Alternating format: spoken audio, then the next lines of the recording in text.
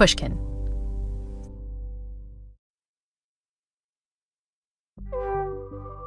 When you first think of what constitutes a leader, you might picture presidents, generals, and CEOs.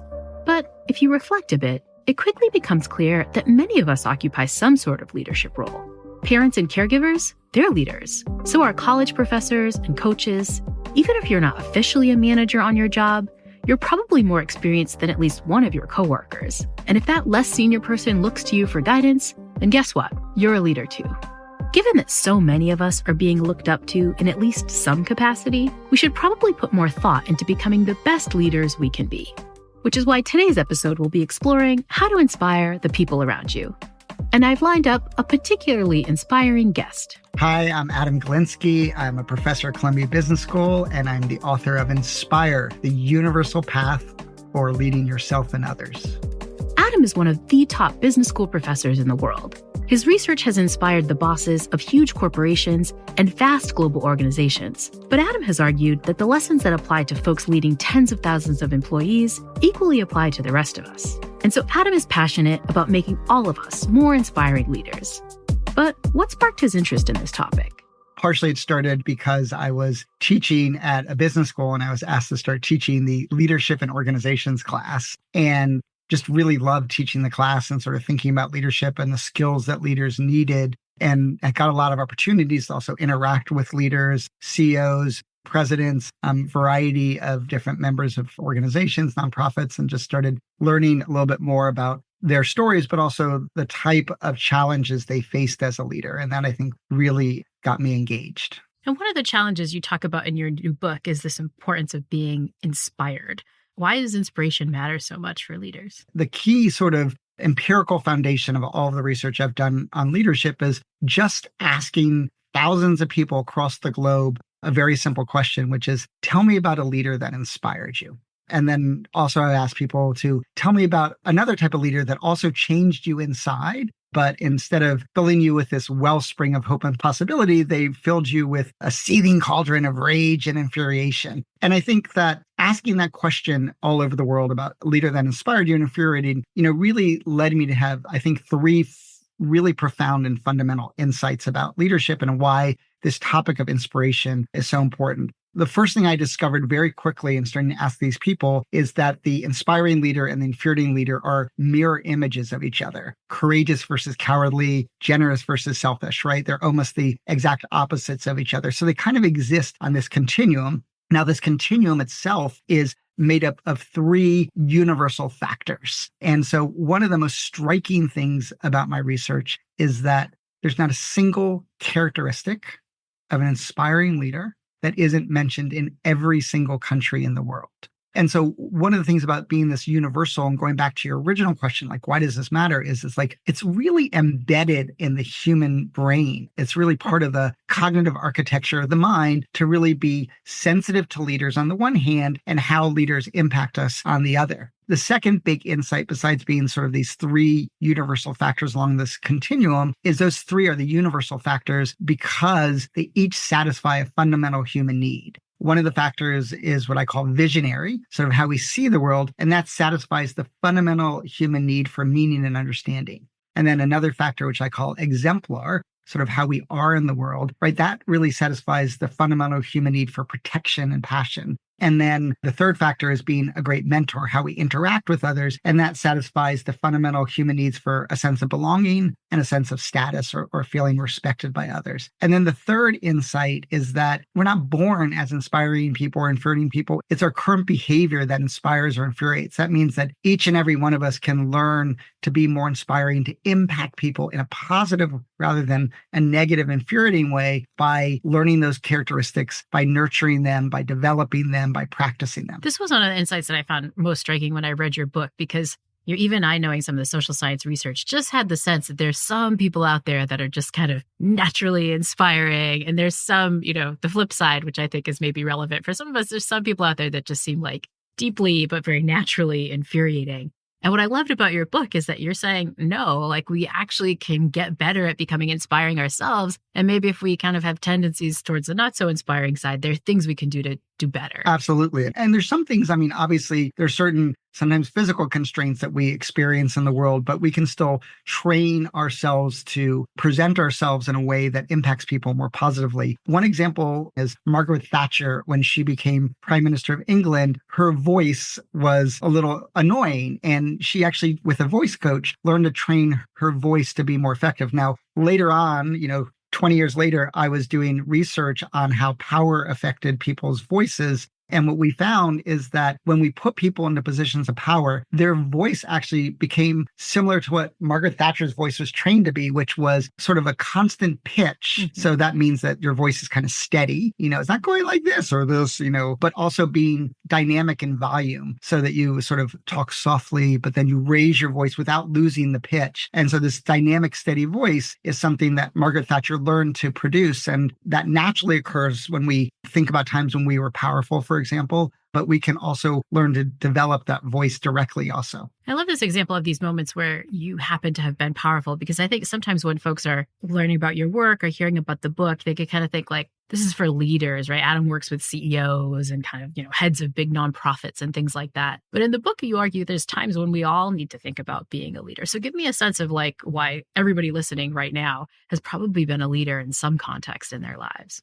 Yeah, absolutely. When we're a leader, people are looking up to us and they're looking for something from us, right? And it could be guidance, it could be support, it could be protection. And so whenever there's someone that's looking towards us, we are in a sense, a position of leadership for them. So sometimes we look to our spouse, right? Sometimes we look to a friend. Sometimes kids look to their parents. We're often in these positions where people are looking up to us to help them in some way and guide them and protect them or nurture them in some sort of important way. And sometimes it's to help us see the world differently, right? That's where visionary comes in. And so if they help the person see the world in a broader and more creative or more insightful way, you've actually been their leader essentially in helping them see a different vision. And so I think leadership is really about the positions we're in, but also the behaviors that we're engaging in. And when we wind up in those positions, we have eyes on us in a different way. We're sort of on this metaphorical stage. You've talked a lot about this idea of the leader amplification effect. What's that? So yeah, the leader amplification effect is, whenever we're in a position of leadership, and again, you don't have to be in that hierarchical position. It could be where, again, people are looking up to you, looking for you for guidance, protection, nurturance, whatever it is, that people are paying attention to us. And you're a cognitive psychologist, so you know that like attention is really the province of intensification. Like anything that we pay attention to and we have more intensified reactions to, and those get amplified inside of us and impact us more. And so the leader amplification effect is essentially that when we're on that stage and there's more eyes on us and that attention is on us, everything we do is sending a signal that is impacting people, and those signals get amplified. One of the examples I like to give is sort of, maybe a casual constructive comment becomes humiliating criticism when it comes from a leader, but also maybe an offhand compliment becomes glorious praise, in the hands of a leader. And so one of the things that I've discovered is that all of my behavior is impactful for people, even if I'm not aware of it, right? And so whenever we're in this position of leadership, we really see how our behavior affects others. You shared one example of this from another leadership context that I think so many people are in, but we don't think of it often, is this idea of being a parent as a leader. Yeah. You had a story of parent amplification effects with your son that I found quite common, but also quite disturbing if you don't get it right. Would you share that here? Yeah, sure. So, I will say that maybe one of my single greatest joys that I've ever had in the world is my older son has, for almost his entire life, when he wakes up, he comes into our bedroom and he crawls into bed and he just wraps his body around mine and then sort of goes back to sleep. For years and years, we've had these snuggle moments in the morning and it just fills me with joy. But one morning he came in much earlier than usual, let's say 5 a.m. instead of like 6:30. And I was working on the book and I had gone to sleep much later than usual, like 1 a.m. And when he snuggles, he also moves around. And so it's hard to go back to sleep. And so normally I just lay there and enjoy the experience. But this time I just need to get some sleep. And so I got out of bed and I went to the couch and slept for like another hour and a half. And then a few days later, I just noticed that he wasn't snuggling with me. He'd come into the bed, but it'd kind of go almost like to the end of the bed, like where a dog would sleep. So after like 2 days, I said, Asher, why aren't you snuggling with me? And he said, because you don't want to snuggle with me. And I was like, that's not true. He's like, yes, it is. And I tried to convince him otherwise. And then later that afternoon, I put two and two together and I was like, yes, when I got out of bed the other day. So I went to him that night and I said, hey, Asher, were you upset when I got out of bed the other day? And he said, yes. And I said, is that why you think I don't want to snuggle with you? And he said, yeah. I explained to him that it had nothing to do with him. I was just a little tired and I'm so sorry. And then the next day he came back and got into bed with me. But I have to tell you one other story from the parent amplification effect. It's my favorite one that made me think about it is there's a doctoral student, Erica Bailey, who's now a professor at Berkeley. And she told me a story about when she was around 12, her and her sister both played the piano. And she overheard her mom say to a friend, oh, both my girls are really good at piano, but Erica's sister has a real knack for it. And Erica was so incensed by this that she literally never played piano again. And what's crazy about this story is I met the mom and I mentioned the piano story and her mom's like, what are you talking about? And I was like, do you not know why your daughter quit piano? And she's like, no. It's just like with my son, I didn't know why he was mad at me, And so we have these reactions. And that's true as a leader, right? You could have these people having reactions that have no idea why they've turned on you, and it could be just a misunderstanding.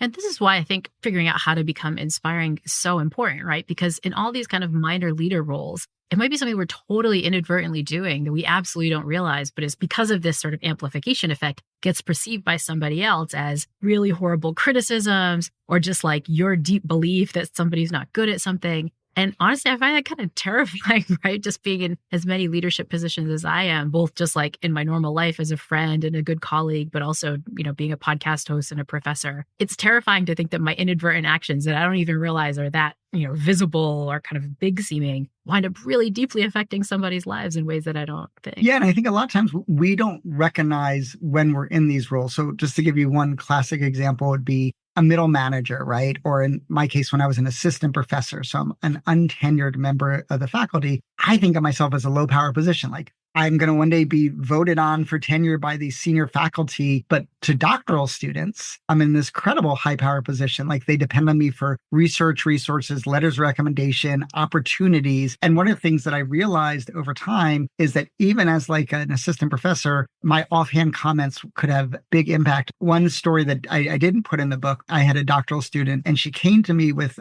a dissertation idea. Apparently I said to her, and I vaguely remember saying it, there's literally nothing interesting in your idea. Like literally nothing interesting. And I was just trying to push her to get more interesting, but like that almost broke her. And then apparently she came back a month later and I said, there's something potentially interesting. And then, a month later, I actually told her, wow, that's a really good idea. And apparently she called all of her friends and said, we're going out getting drunk tonight because Adam finally liked my idea. That progression, to me, they were inconsequential. They were just offhand comments. But for her, each one was like deeply impactful. So if mild criticism can prove more devastating than we think, what should inspiring leaders say to boost morale and performance? Well, it turns out a kind word and compliment can help. Adam will share his How to Give Praise 101 when the Happiness Lab returns in a moment. We've all done it. We sit through a presentation or review a task someone's just completed, and even though it's basically fine, the first words out of our mouths are critical or some suggestion for improvement. Adam Galinsky from Columbia Business School thinks this tragically misses what people actually need to hear from a leader. His first tip to better inspire those around you is to praise them more.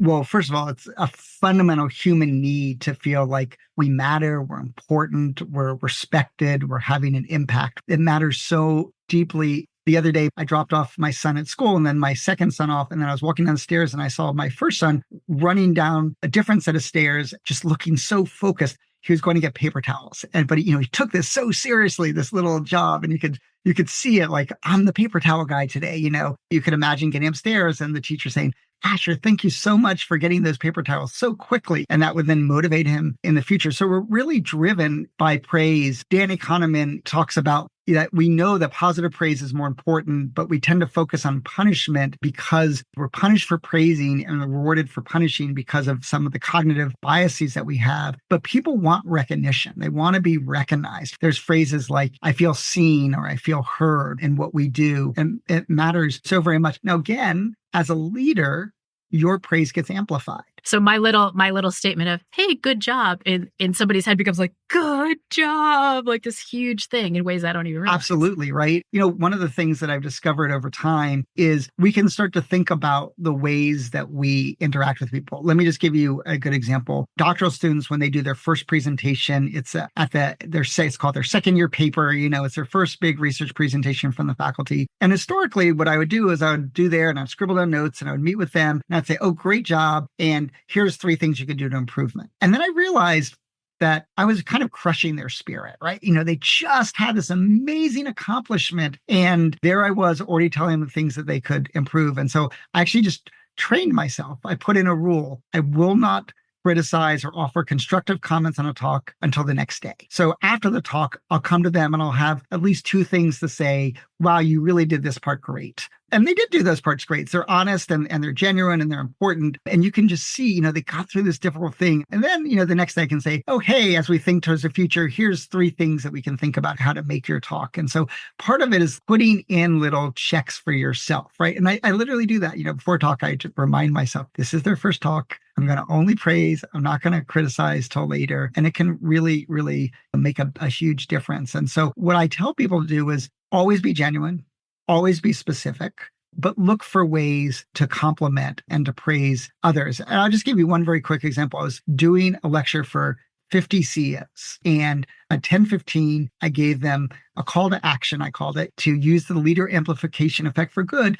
Pick 3 people with less power, send them an email that says, you hit that presentation out of the park. I've just been thinking how great it was. Or, hey, I couldn't have completed that deal without your help. I just wanted to say thank you.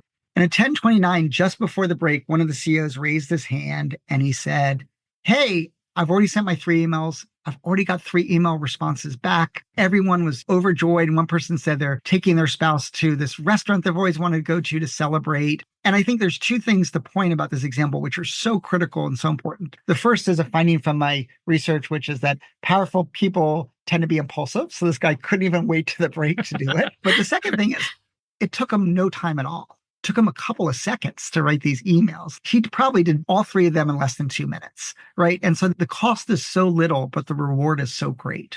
It sort of even shows a third thing, which is that even when you told the story, the CEO was seeming kind of happy, like that his comment had such impact, right? And I think this is something we don't expect too, which is that there's kind of a happiness benefit to the person who's giving the praise, to the person who's expressing the gratitude, that we often forget too. Not only are you making the person that you're working with feel super inspired, but you yourself feel great. And when you don't express praise, you're kind of leaving that opportunity on the table when you could have in 2 minutes kind of felt this sort of great feeling yourself and given somebody the praise that will help them be motivated and excited to do the work that they're going to do for weeks after that. And I think one thing I actually tell people, and this is a little ironic, is I tell people, send them by text or by email. And the reason why I do that is because that person who receives it gets to savor it. Mm-hmm. They can go back and relook at it. If they're feeling down, they can go back and look at that comment the CEO said. But the other reason why I do it is because of what you just pointed out, which is they're going to respond to you.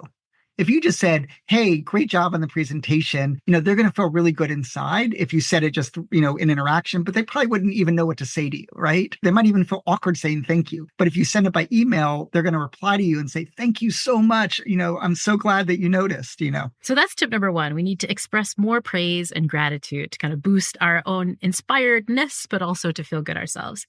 Tip number 2 is that we need to develop a vision, ideally one that's a little optimistic. Why is our vision so important? Yeah, I mentioned earlier the fundamental human need for meaning and understanding. And so a vision really allows us to make sense of our own behavior. I give this example in the book by one of your colleagues, Marcia Johnson, an old 1973 paper where she gave people this paragraph to read literally doesn't make any sense. You separate things, you don't want to do too many, and then you put them back into piles and you put them away. And I've done this, with thousands and thousands of people across the globe, and only a handful can solve it, every now and then.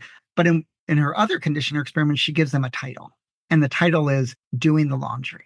And as soon as you get the title, like everything just makes so much sense. Like, I get it. Okay, there's whites and darks, and we might have to go to a laundromat, and then we don't want to overstuff the machine. And so without a vision, it's just almost impossible for us to make sense of our own behavior, but also to coordinate and interact with others. The simplest example I love to give is, two people walk out of a meeting and one person thinks they're supposed to do the task quickly, and the other person thinks they're supposed to do it with the highest quality. And then they start working together. And the person who's going quick is like, why are you so slow? And the person, doing it with high quality is like, why are you so sloppy? And so without a vision, we don't know how to behave and act and make sense of the world. And therefore we get miscommunication, we get conflict. And so a vision is really orienting us in a way to help us make sense of our own behavior. And you have a really great hack for kind of enacting a vision and kind of keeping it top of mind. You talked about the importance of catchphrases. Yeah. And I know you even have one with your wife, which I love. I'm totally going to steal it to use with my husband. But why do catchphrases matter? And what's the one that you use with your wife? Yeah. I mean, I think catchphrases are ones that just help us make sense of the world. For any Ted Lasso fans out there, you probably remember that Ted Lasso says barbecue sauce before like important moments. Tin Cup, Kevin Costner would say dollar bills before taking, a shot. I'm a huge basketball fan, and my wife is also a big basketball fan. She worked for men's basketball at University of Connecticut when they won their first national title. And there's an old coach named Jim Valvano who had the top basketball moment in college sports when his team won 9 consecutive do-or-die games, 7 of which they were behind or tied in the final minute. Just this miraculous thing. And he tells a story about his dad. When he first made the tournament, his dad said, my bags are packed for you. I'm going to be there when you win the national title. He's like, his dad never leaves the house. His dad thinks everything north of the George Washington Bridge is Canada, and so this idea that he's going to travel was so meaningful. And so my wife and I started using that phrase with each other. My bags are packed for you. Like whenever we're going through a difficult time, just letting the other person know, I'm here for you. I support you no matter what happens. I have your back. And I'm there for you. So we have our vision and we kind of keep it top of mind with catchphrases. But tip number 3 is that to become truly visionary, we need to connect not just with the kind of overarching goal, but also with our values. Why are our values so important? To say why our values are important is an interesting question. We know that values are one of the most impactful things in the world, and we still don't actually know the exact process by which these values matter us. In one study that Jeff Cohen did, he randomly assigned some at-risk students to reflect on their values for 15 minutes. And that predicted who graduated 5 years later, right? In a study I did, we randomly assigned people at a Swiss unemployment agency to reflect on their values. And 2 months later, they were twice as likely to have a job. And in fact, the values reflection was so powerful, we had to end the experiment and give everyone the values reflection task. And now we collected lots of variables, to try to understand what was causing the effect. And none of them could fully explain it. But I think it just gets back to who we are as humans, right? We are meaning makers. We want to connect to higher, larger purposes. And our values are really our pathway to doing so. So one of the things that we make all of our students do at Columbia Business School, and I even do it myself, is we make them think about their values and to create a values hierarchy with their top value at the top and the other values kind of stem from that. And then we give them a laminated card with their values on it. I have my own card in my pocket right now and, to tell them to take it out and really think about that. For me, my top value is generosity. And for me, it's about being generous to other people materially, but also generous to other people emotionally, generous in helping think about the larger context in which people find themselves that might explain some aberrant behavior. And how can I just go through the world with a more generous frame of mind as my top value is sort of, one of those examples. Another value that I have in there, which also connects me, it's kind of a catchphrase with my wife, is the word Kaizen. She lived in Japan for 2 years, and the word Kaizen means continued improvement. We can always be better tomorrow. We can always be a little bit more inspiring tomorrow than we can today.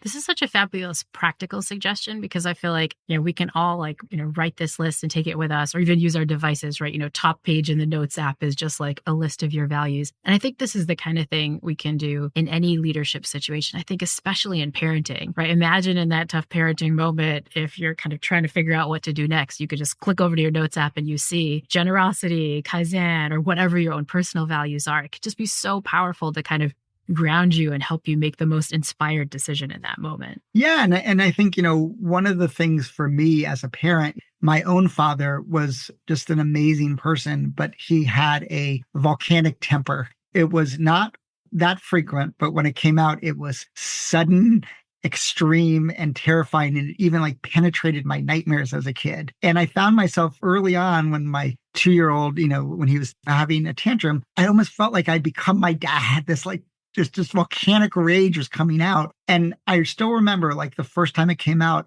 and my son just fell to the ground in like a fugue state of tears of like just nothing like I'd ever seen. Again, the leader amplification effect, the parent amplification effect. I had to train myself, even when he's flying off the handle, to always take the more generous path, right? The more bigger picture path, the more visionary path, the more step back path that I can do, be there as a container for his emotions without erupting myself. And so that story about your dad is a nice transition to tip number 4. Another way we can become a little bit more visionary, and that's through engaging in a bit of time travel. How could time travel help us? Yeah. So a couple of things about time travel. So one of the first things I studied in grad school, I still remember in 1993, when I was looking at grad schools, one of the things I was most interested in was counterfactual reflection. The idea about how we could think about our paths differently and how much that affected us. And the classic example of this is you go home a different way home from work and you get into an accident.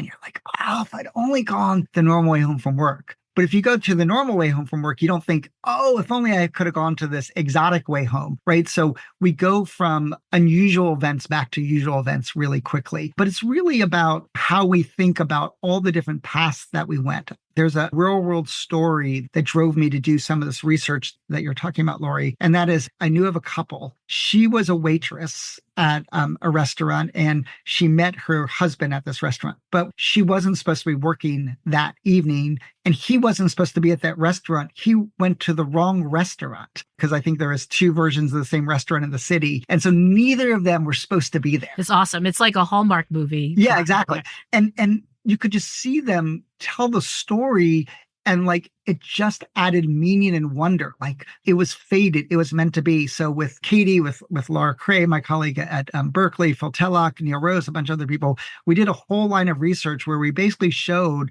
that when you think about the paths that you didn't take, but might have, your own path seems for more meaningful and important. So here's this, in one of the experiments we did, we said, think about the path you took to meet your current partner, your boyfriend, girlfriend, spouse, whoever it is. Or we said, think about all the paths that you almost took that would have led you away from this partner. Then we later just asked people, how important is this person to you? How significant are they? How meaningful is this relationship? Now, this is your significant other, but thinking of all the ways you might not have met them made that relationship more important, more meaningful, more significant, more impactful. And so it's just a way that anything in our life that we want to feel a little bit more inspired about, we can just think like, well, it might not have been. And then all of a sudden it starts to seem even more precious. Right. I moved to New York partly to find love, right? And to me, the counterfactual is, what if I hadn't come to New York? I would have never met my wife. We met at a party. What if she hadn't gone to the party? What if I hadn't gone to the party?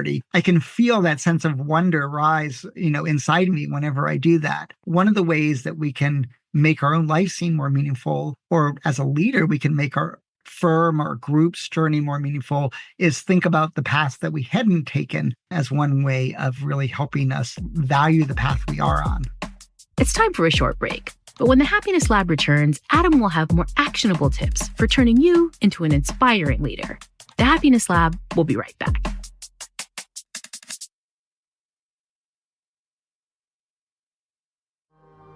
Emotional contagion. That's what happens when one happy, optimistic person completely transforms the mood of a room. It's also what happens when one negative person quickly burns everyone out. And that's why inspiration expert Adam Galinsky's next tip is for leaders to pay particular attention to the power of emotional contagion. If we just go back to the leader amplification effect, when you're on stage, people are really paying attention to you. So whatever you're expressing gets inside of them. And in general, emotions are contagious. Like we know that yawns are contagious. But when you're a leader, your emotions, I like to say, go from being contagious to infectious. And so it really affects us more. So when you're a leader, your calmness becomes their calmness. But Your anxiety can become their anxiety. Your courage can become their courage. And one of the areas where I've really looked at this is around the topic of passion and this idea that it's really hard to inspire others when you're not inspired. And one of the ways that we can inspire others is through our passion. And I do a little exercise whenever I teach, and anyone can do it themselves, is just ask someone to tell you about their passion. And when you do that, I want you to listen, but also observe what changes in their behavior when they start talking about their passion. And the thing that I've shown in my research, right, is that a number of behavioral things happen immediately. Their eyes light up. They smile, a big beaming smile. They move their hands more. They talk a little bit quicker, a little higher pitch, and they often kind of lean in as if telling you a secret. And I ask people, well, what happened to you when you listen to their passion? And people start saying, my eyes got wide. I started to smile. I leaned in. And so we start reciprocating the behavioral things, but start feeling that passion percolate inside of us. Now, what I love about this little simple exercise, it also shows us how tied passion and authenticity are. Notice that your eyes, your mouth, your voice, your hands, all those things are being changed simultaneously and spontaneously. And if you were to try to do that, say, okay, I'm going to pretend I'm passionate. I'm going to make my eyes big. Oh, wait, now I got to smile. Doesn't work. Doesn't work as well. And so I think there's this link between passion and authenticity. And because of that, it also increases that infectiousness of passion. And the idea that we kind of matter and our authenticity matters in this inspiration equation gets to top insight number 6, which is that to be inspiring, it's not enough to be superhuman. We really kind of need to be human. Like the human part is really important. I think this is something that leaders often get wrong, that they need to be a little bit more vulnerable. Why is vulnerability so inspiring? Part of it, when we're super, we seem out of reach.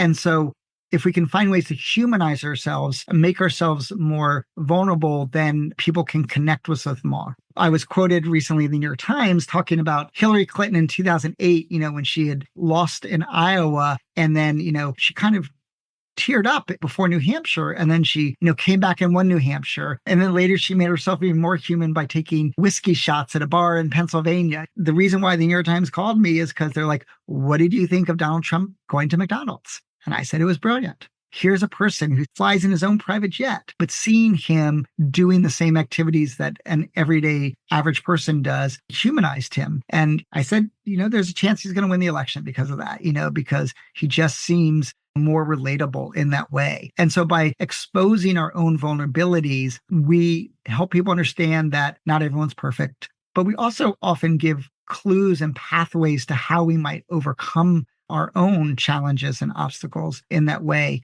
I like to tell people the story of myself that I came close to getting kicked out of grad school.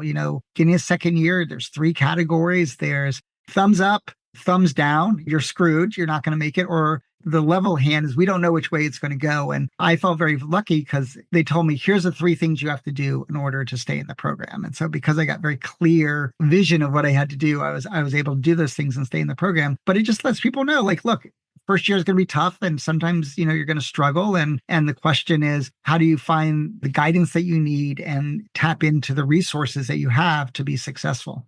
I mean, that must be huge for your own students to hear, like, oh my gosh, Adam, who has this new book and has done all this amazing research, he almost got kicked out of the program, right? You could see exactly why that is an inspiring moment for your students, because if they're facing their own moments of failure, insecurities, they could just kind of brush those aside because you've been vulnerable enough to share, hey, I went through it too. Yeah. And so sometimes we need to be a little bit more vulnerable, but as a leader, I also know that sometimes you got to remind yourself that you're a little bit super. Like you need to find moments where you kind of feel powerful and in control. And that gets to tip number 7. You also remind leaders that to be inspiring, it's helpful to kind of get a sense of that sense of power and control. And you have a really great practical exercise we can use to do this. What's that? Yeah. I mean, the thing that I've done the most research on is thinking about a time when you were powerful. I asked people to write out a reflection, and we've shown that this task of thinking about time you're powerful has affected dozens of different types of behaviors in a variety of different ways. But the way that I think about it is that when we think about the ways that we're super, they allow us to go out and be more super. And one of the things that I think that we want to tap into is our successful moments in life and our own experience when we were our best self we can then leverage that and allow us to be our best self in the next moment. I tell people you can actually even calibrate this even more. The next time you have to do an important presentation, think about time you gave a great presentation. The next time you have to write something, think about time when you wrote something really well. That can really allow us to tap into the task-specific inspiration that we need to be successful. And you found that this power recall process is like super effective in all kinds of different contexts. Like, tell me some of the contexts in which you see this working, because it's really broad.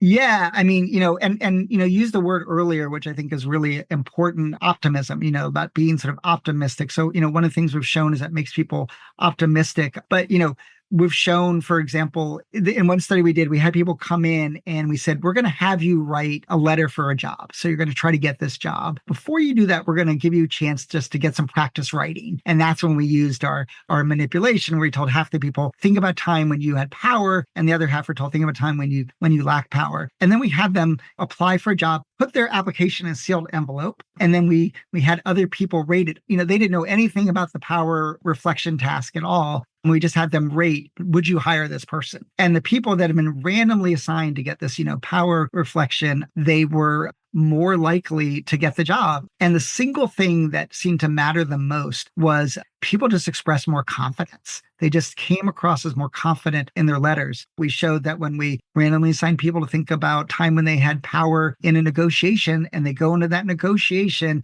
their voice is more steady and more dynamic. They're also more likely to make the first offer in the negotiation. And we know from research that making the first offer on average leads to better outcomes. We've shown it makes people more visionary. Pam Smith has done this research showing that people see the big picture when they think about time and that power. And then finally, some researchers in Europe, they asked people to do public presentations. But why they did them, they measured their physiological arousal levels. And they found that people who had done the power recall were more calm and less physiologically aroused when they did that. So again, I think the key thing is that it's tapping into our own lived experiences and allowing us to leverage those experiences. And so tip 8 is going to switch gears a little bit. It's not kind of the things you do to yourself, but the things you do in interaction with somebody that you're trying to inspire. And tip number 8 is that you can be a bit more inspiring by giving more choices. Why are choices so inspiring? No one likes to be told what to do.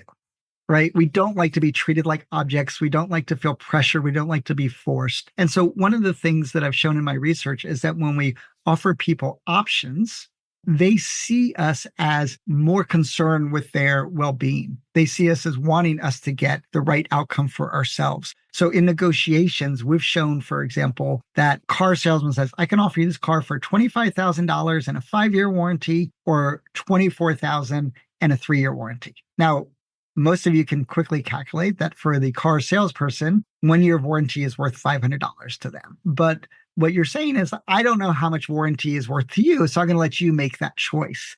And we've shown a couple things in our research that are really, really important.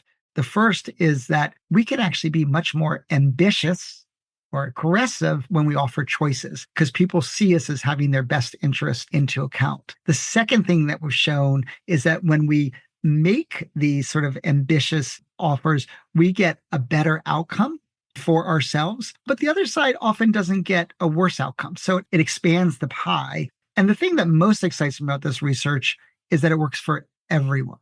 It works for men and women. It works for people who have more power and less power in the negotiation. Offering choices just solves the problem. Now, I started doing this research back in the 90s on choices and negotiations. But in the mid-2000s, I saw it in practice as a parent. I wasn't a parent yet, but my twin brother was a parent, and his daughter was not getting dressed and she was fighting everything. And talking to my sister-in-law, we said, what if we start giving choices? And so she'd do that. She'd just hold up 2 pairs of pants. Okay, Fiona, which pair of pants? Okay, that one. Okay, Fiona, which shirt? And so all of a sudden, instead of fighting, she was making choices. And I saw just how valuable it is. Anytime that you can take a demand and turn it into a choice, you're going to be far better off. You're going to get a better outcome. They're going to be happier. There's going to be fewer transaction costs. There's going to be less frustration. Everyone's going to be better off. And you think about that whenever you're in a position of having less power, right? When people give you choices, you just feel like you have some agency, like you can kind of make the decision for yourself.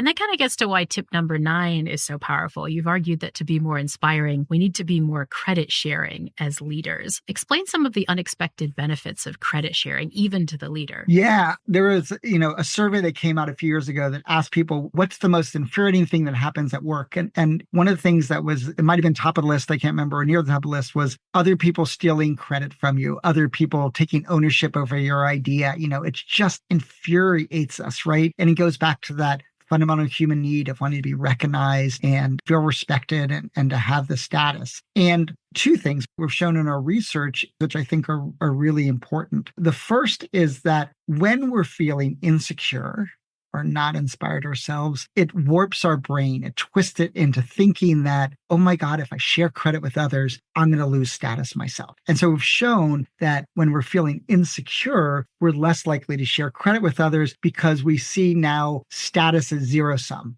But what we've shown in our research is that when you actually share credit with others, you actually get a status boost. So if I was somewhere and I was like, people said how much they love my book. And I said, I couldn't have produced such a great book without my amazing research assistant, Chloe. Now, Chloe's going to be raised in status, right? Because I've just said how amazing she is, but so will I.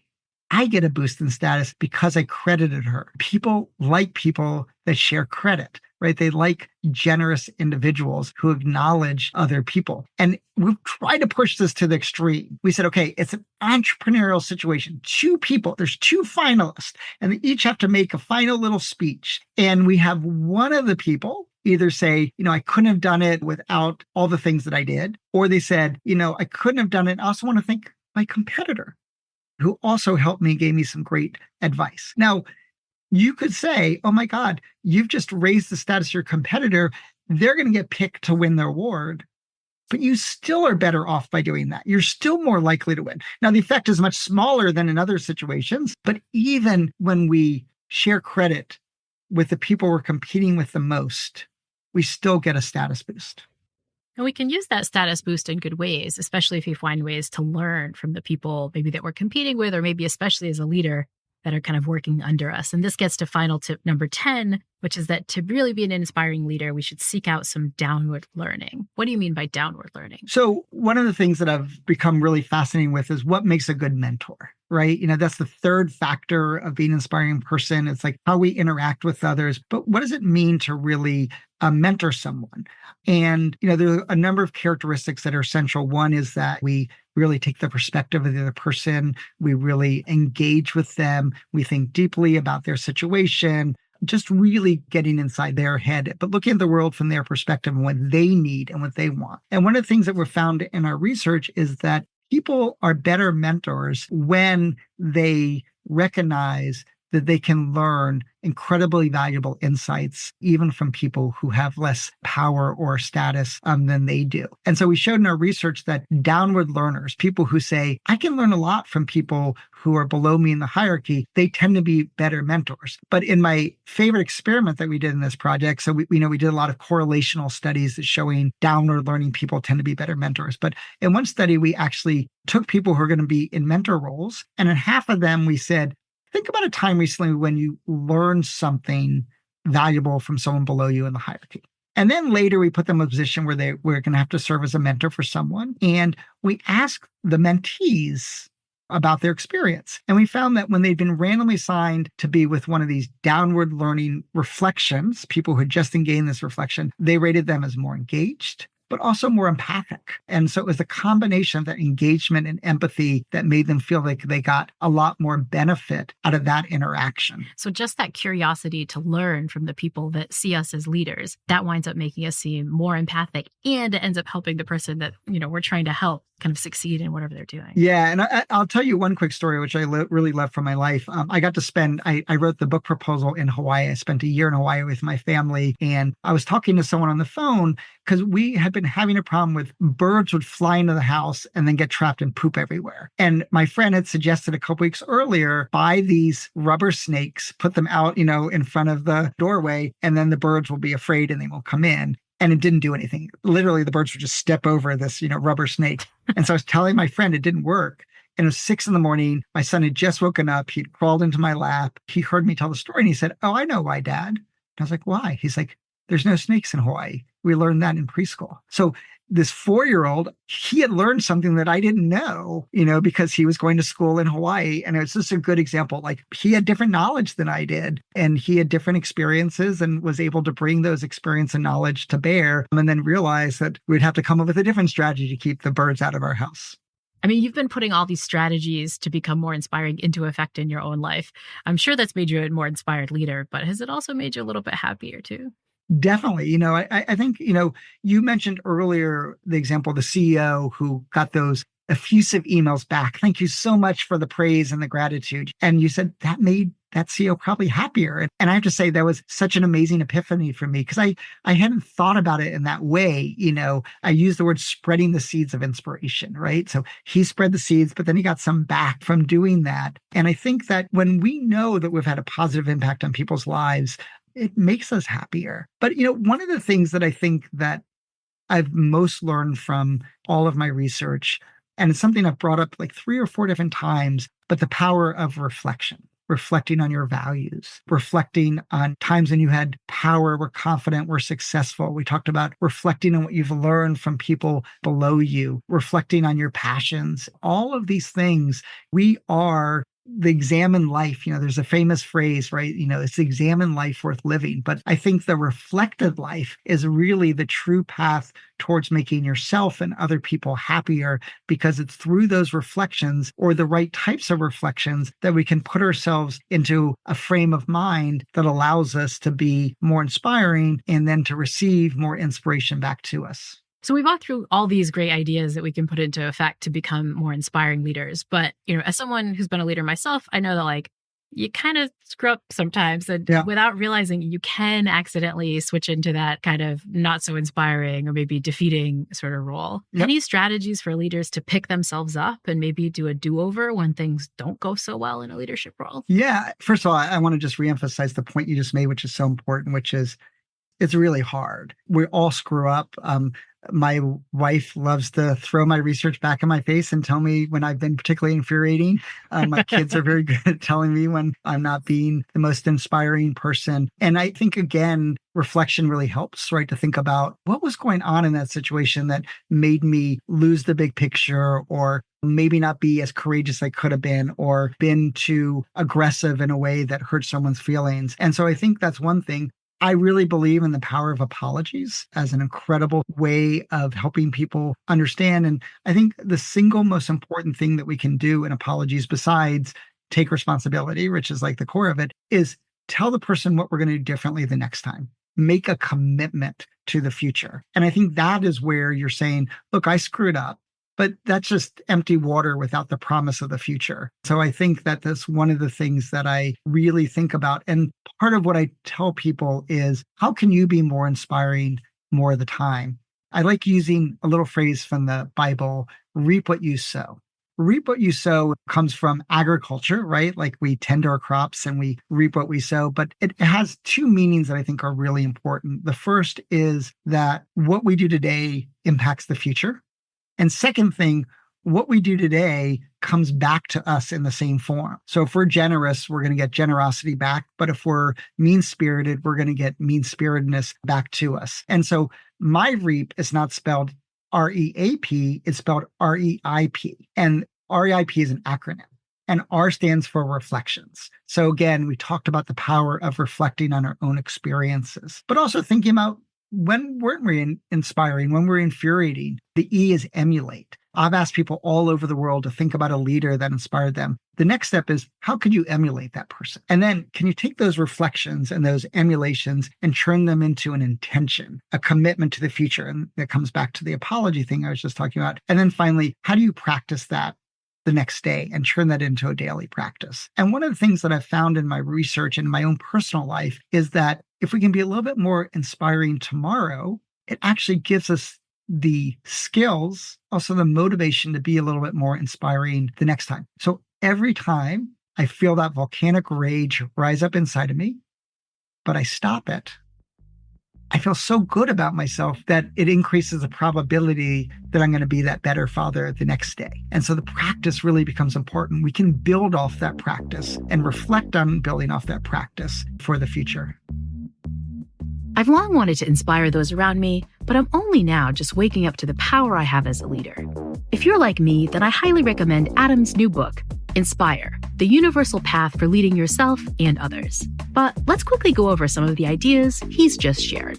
Tip number 1, park the criticism and find more praise, especially in writing. A tiny investment in your time can make you and the person you praise feel great. Tip number 2 is to have a vision and share it. We all want to find meaning. If you can vividly explain why you're asking someone to do something, then they'll do it more effectively and more cheerfully. The third tip is to remember that your personal values are your guide. If you value honesty, then ask yourself, what would an honest leader do now? If it's empathy, then how can I be the most empathic boss? Tip number 4 is to marvel at where you're at right now. Appreciate all the decisions, hard work, and strokes of luck that built your business or your family. Tip number 5, practice positive emotional contagion. Remember that a leader's fear or their enthusiasm will have a profound impact on those looking for inspiration. Tip number 6 is that you don't need to be superhuman to be a good leader. You can just be human. Letting people know you're vulnerable will give them the confidence they need to take their own risks. But don't overdo the self-criticism, since tip number 7 is to remember your successes. Recalling your past triumphs can help you deal with new challenges on the horizon. Tip number 8 is to give choices to those you lead. No one likes to feel boxed in, so give options rather than orders. Tip number 9, share the credit. We all want to be recognized, but we truly succeed when we share the laurels with our teams and even our rivals. Adam's final tip is to show humility. The most inspiring leaders listen to the most inexperienced voices. Being open to downward learning can make you more productive than you expect. We've still got one more show in this how-to season, and while I've loved making all of these episodes, I've saved something very special for last. I'm going to let you in on the science of how to find your purpose. That's all next time on the Happiness Lab with me, Dr. Laurie Santos.